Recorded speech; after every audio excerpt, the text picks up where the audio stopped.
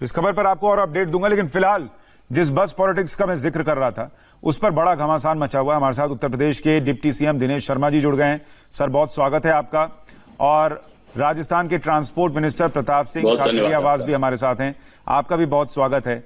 और एक चीज मैं बड़ा स्पष्ट कर देना चाहता हूं सर, कि हमारी कोशिश ये है कि आप दोनों यहां पर आकर अपनी अपनी बात रखें, कोई तू मैं ना हो। इसलिए मैं नहीं चाहूंगा कि दिनेश जी कुछ कहें उस पर प्रताप जी रिस्पॉन्ड करें या प्रताप जी जो कुछ कहें उस पर।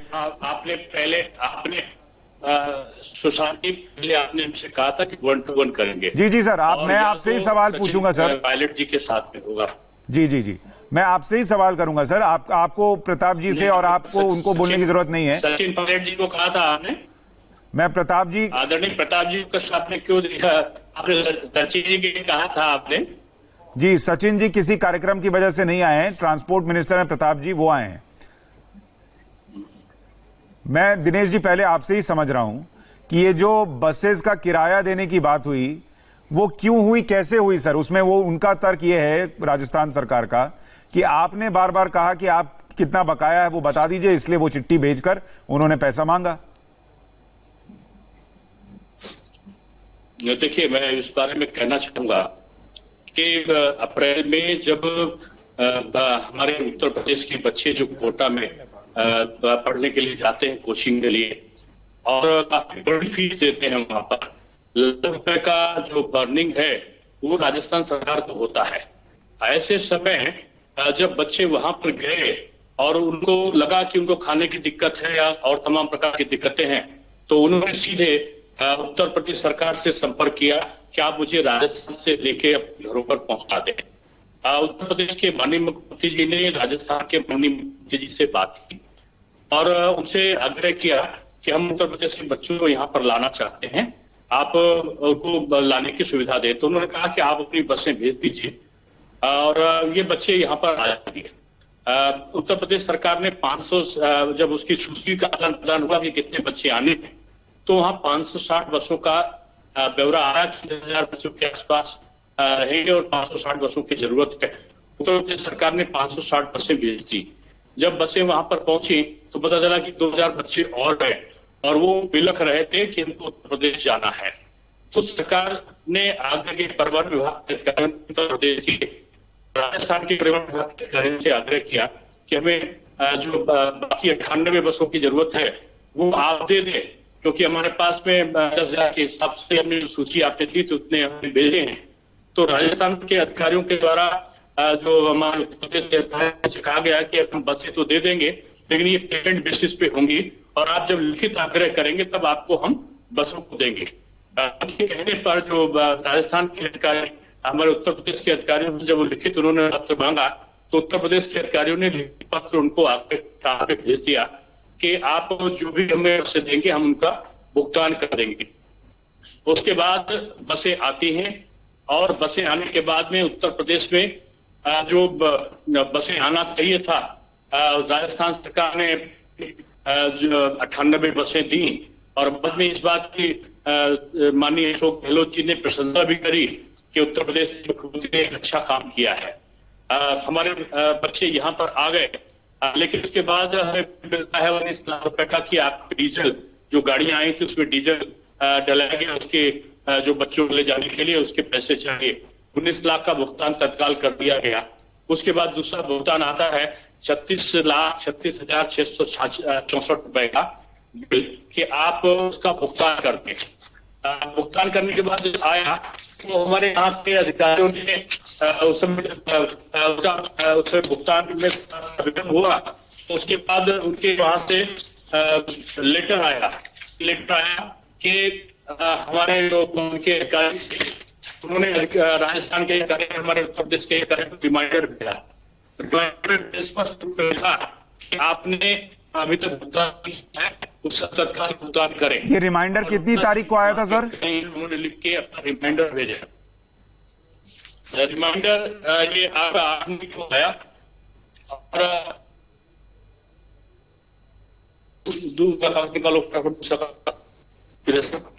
सर आपकी आवाज साफ नहीं आई, क्या तारीख बताई सर आपने? 1 मिनट में रिमाइंडर की डेट सब दो। ये रिमाइंडर है 8/5 2020 को। ठीक है, 8 मई को यानी रिमाइंडर आया था। एमपी मीणा साहब का आया कि आपने हमें उसका भुगतान, जिसका भुगतान अभी तक नहीं किया गया है, आप भुगतान कर दें, ये लिखा हुआ मीना जी ने उसको भेजा। ठीक है। उसके बाद उत्तर प्रदेश सरकार ने इसका भुगतान सुनिश्चित कराया। ठीक है, मेरा प्रश्न केवल इतना ही है, माननीय डिप्टी सीएम राजस्थान के कहते हैं कि उन्होंने जो है माननीय गडकरी जी का जो आदेश दिखाया कि आदेश है कि इसमें किसी प्रकार चेकिंग नहीं होगी। आदेश को हम मानते हैं, सर माथे पे आदेश है, हम आदेश को मानते हैं, आदेश को बिना ही सब कर रहे हैं। हम केवल इस बात का हमारा जो कथन है वो इस बात का है कि आपकी मानवता, आपकी सहृदयता, आपकी सेवा भाव का संकल्प उस समय कहां। ठीक है सर, मैं इसका जवाब लेता हूं सर। आपने अपना पक्ष रखा है, सब कुछ बहुत विस्तार से बताया। प्रताप सिंह जी ट्रांसपोर्ट मिनिस्टर हैं, वो बेहतर बता पाएंगे। प्रताप सिंह जी, आपके ऊपर 2 सवाल हैं। एक, जो राजस्थान सरकार 500 बसेस 3 दिन के लिए खड़ी कर सकती है, उसने जब राजस्थान के कोटा से बच्चे निकालने थे तो यूपी सरकार से क्यों कहा कि अपनी बसेस भेजिए? और दूसरा, फिर बिल क्यों मांगा?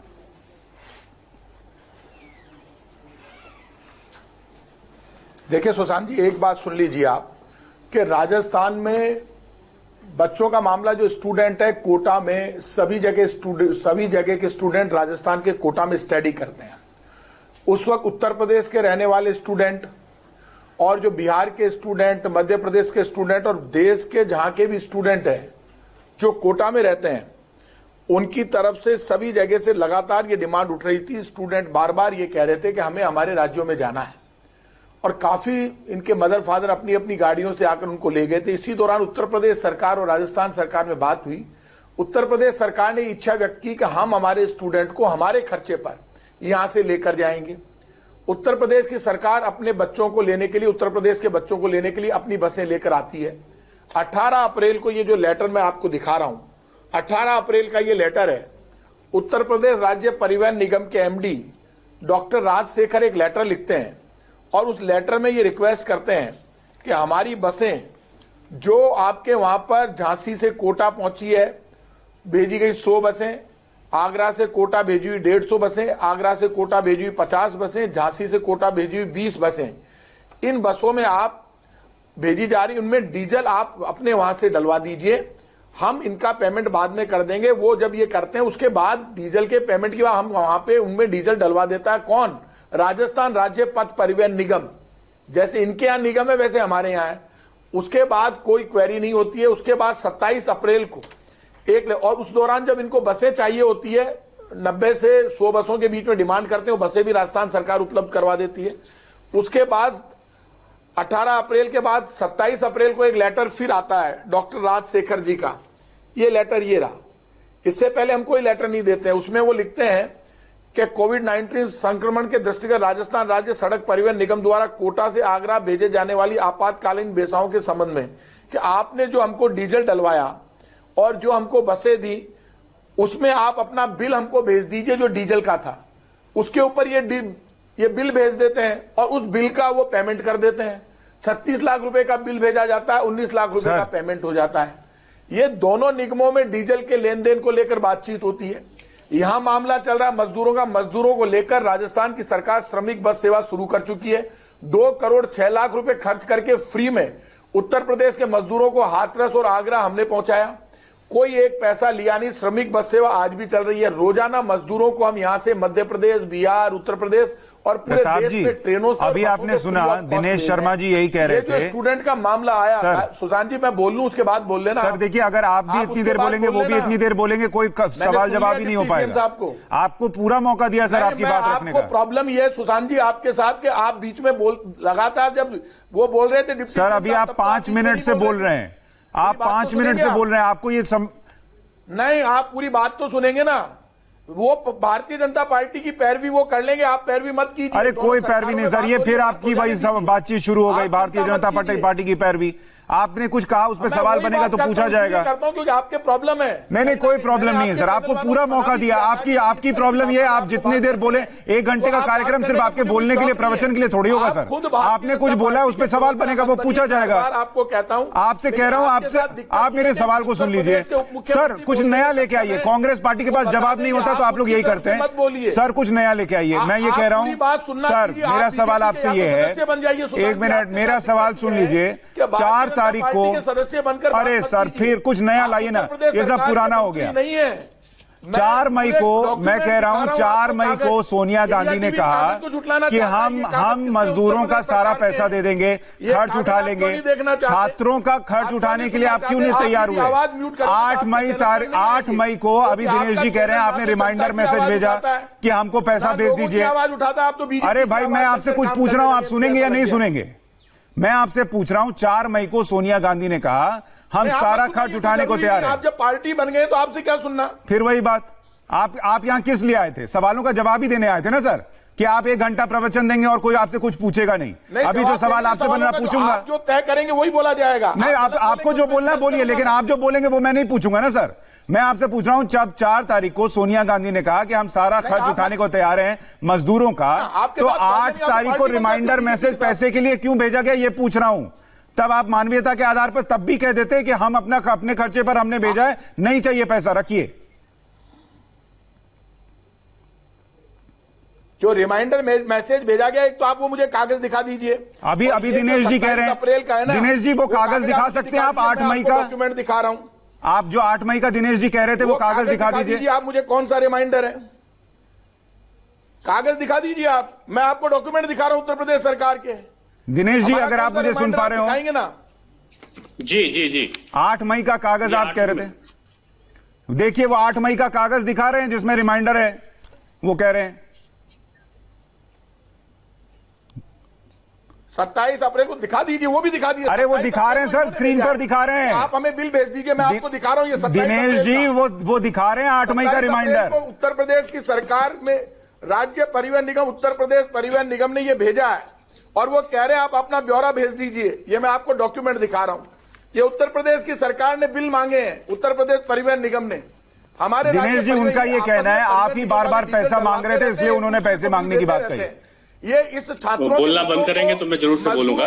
प्रताप जी, आप थोड़ा रुक जाइए, दिनेश जी को सुन लीजिए। मजदूर के मुद्दे पर मजदूर के साथ अन्याय हुआ। प्रताप जी, कायदे की चर्चा कीजिए, इस तरीके की चर्चा का कोई मतलब नहीं है। दिनेश जी, आप वो ये कह रहे हैं कि आपने मांगा इसलिए पैसा दिया गया। क्यों मत कीजिए, आप तो भरे वाह, भारतीय जनता पार्टी के साथ आप तो खड़े हो गए बिल्कुल। अरे सर, फिर वही रोना आपका, फिर वही रोना आपका। उनसे भी सवाल पूछ रहा हूं, जो आपने सवाल पूछा वही उनसे पूछ रहा हूं। बताइए दिनेश जी। रोना नहीं, आपका रोना सुशांत जी। आइंदा से आप एंकर होंगे, मैं आपके चैनल वालों से पूछ लूंगा, कोई जरूरी नहीं हम आके बोले। जब आप बीजेपी के साथ पार्टी बन गए तो हम क्यों बोले? दिनेश जी, आप बोलें। देखिए मैं प्रताप जी आपसे बेकार का नाराज हो रहे हैं, कोई ऐसा प्रश्न उनसे नहीं हुआ है। इसमें मैं केवल इतना कहना चाहूंगा कि सारी चीजें बता दी, वो असली चीज नहीं बताई कि जो दूरभाष पे परिवहन विभाग के अधिकारी, राजस्थान की परिवहन विभाग अधिकारी उत्तर प्रदेश से चर्चा हुई। उस चर्चा में उन्होंने कहा कि हमें पेमेंट बेस पे हम आपको गाड़ी देंगे, आप लिख के जब आग्रह करेंगे तब देंगे। तो उन्होंने लिख के मांगा, लिख के हम डिनाई कहां कर रहे हैं? आप जो पत्र दिखा रहे हैं उसको हम स्वीकार कर रहे हैं कि हाँ हमने पत्र लिखा है, और पत्र इसलिए लिखा है क्योंकि उन्होंने कहा था कि पेमेंट बेस पे ही हम आपको देंगे, और पेमेंट बेस के आधार पर ही हमने उनसे लिया। तो इसलिए जो उन्होंने लेटर मांगा तो लेटर हमने उनको दिया। अब चूंकि जल्दी में बच्चे तड़फ रहे थे और उनको आने की देर थी, तो हमारा जो आदान प्रदान हुआ वो उसी के सोशल मीडिया के माध्यम से, आपके ईमेल के माध्यम से, व्हाट्सएप के माध्यम से जो हमारा हुआ, उसमें हमने लिख के आग्रह किया। ये बात तो हम स्वीकार कर ही रहे हैं, लेकिन हमने लिख के तब कहा जब उन्होंने लिख के मांगा कि हम पेमेंट बेसिस पे देंगे। तब आप कह रहे हो कि हम पेमेंट बेसिस पे देंगे, तो हमने किया। अगर आपने ना कहा होता, मैं मान लेता हूं आपकी बात कि आपने नहीं कहा होगा, तो आप ये लिख के बार बार भुगतान किए, आप रिमाइंडर नहीं देते। मेरा ये कहना है, आपका सेवा भाव जो जागृत हुआ था, तो ये सेवा भाव के कारण आप कह देते कि हमें बच्चों को, जो क्योंकि हमारे वहां बच्चे पढ़ रहे हैं, हम बच्चों को वहां पर भेजने का कोई पैसा आपसे चार्ज नहीं करेंगे। एक चाइल्ड लाइन का लेटर हमको भेज देते। यही बात तो मैं उनसे पूछ रहा था, वो नाराज हो गए। मैंने यही पूछा था कि अगर यूपी सरकार कह भी रही थी कि हम 560 बस भेजेंगे, तो जिस राज्य सरकार के पास इतनी बसें थी कि बॉर्डर पर खड़ी हो सकती थी, वो वही बसों से भेज देते। वो कहते हम पैसा नहीं लेंगे। आप क्या बात कर रहे हैं, हम पैसा नहीं लेंगे, यही करना था। खैर, मैंने दोनों का पक्ष रखा है सर। निवेदन यही है जी, इसमें किसी प्रकार की आपत्ति या नाराजगी का प्रश्न ही नहीं उठता। नहीं, वो नाराज हो ही जाते हैं। उनसे जैसे ही सवाल पूछिए उनको सवाल चुप जाता है, फिर वो नाराज हो जाते हैं। मैं माफी चाह रहा हूं सर, मेरे पास वक्त इतना ही था। मैंने कोशिश की कि आप दोनों की बातें जनता तक जाएं और दोनों की बातें जो हैं वो जनता सुने, वही फैसला करे। फिलहाल आप दोनों का बहुत शुक्रिया। बंगाल के बाद ओडिशा में तूफान से हुई बर्बादी के हवाई सर्वे करने पहुंचे प्रधानमंत्री नरेंद्र मोदी की तस्वीरें आपको दिखाऊंगा एक छोटे से ब्रेक के बाद।